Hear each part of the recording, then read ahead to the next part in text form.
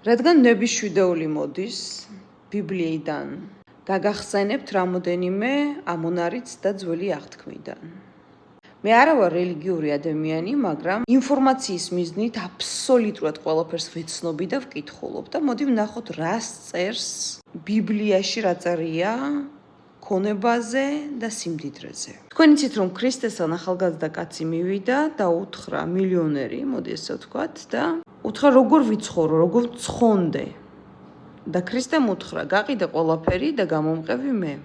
გაგიჟდა ეს ახალგაზრდა კაცი, რა თქმა უნდა ვერაფერი ვერ გაყიდა და არც ქრისტეს არ გაყვა უკან. წარმოიდგინეთ რომ იესო ქრისტე დგას თქვენს წინ და თქვენ კიდე ბეჭდებზე ტირი ხართ, ხო? თუ ვისაც გჯერათ. აი ამაშია საქმე რომ ბიბლიაში და არც ქრისტეს არ უთქვამს რომ ქონება ცუდია და სიმდიდრე ცუდია. უბრალოდ ქრისტე მიანიშნა რომ ცუდია ის, როდესაც ქონება შენ კი არ ფლობ, არამედ ქონება გფლობს შენ. ის ნარატივი რომ ძალიან რთულია, ვითომ დიდრებისათვის 64-ში შესვლა და ასე შემდეგ, ეს ნიშნავს რომ ქონება არ უნდა გფლობდეს შენ და არ უნდა გაგაგიჟოს ქონებამ. ნეტარ იყვნენ გლახაკნი სულით, რას ნიშნავს რომ ეს სიგლახაკაზე და ღარიბობაზე კი არ მიანიშნებს, მიანიშნებს რომ ნეტარ იყვნენ უბრალოდ თავდაბალი ადამიანები. მეგობრებო, მინდა კარგად წაიკითხოთ, რომ მთელი ბიბლია აგებულია იმაზე, რომ ადამიანს ქონებაც უნდა ქონდეს, ცხოვრებაც უნდა ქონდეს და ქველმოქმედებაზე მთელი ბიბლია ამაზეა აგებული, რომ ადამიანი უნდა იყოს ქველმოქმედი, გაჭირვებულს უნდა დაეხმაროს და ასე შემდეგ და ფულის გარეშე ეს როგორ წარმოგიდგენიათ? ფულის გარეშე როგორ უნდა იყო ქველმოქმედი, ხო?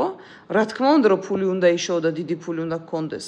ამას არც ბიბლია, თუ თქვენ ეს გჯერათ და საკითხული გაქვთ, არც იესო ქრისტე ამას არაფერი არ კრძალავს. ეს წაიკითხეთ, გაიაზრეთ და ასე შემდეგ. ბიბლია გვეუბნება, რომ ფული აუცილებელია საჭირო, იმიტომ რომ ქველმოქმედება გააკეთო, მაგრამ ფული უნდა გქონდეს ჯიბეში და არა გულში, რომ ფულმა ისე არ დაგაბრმაოს, რომ აგირიოს გზაკვალი.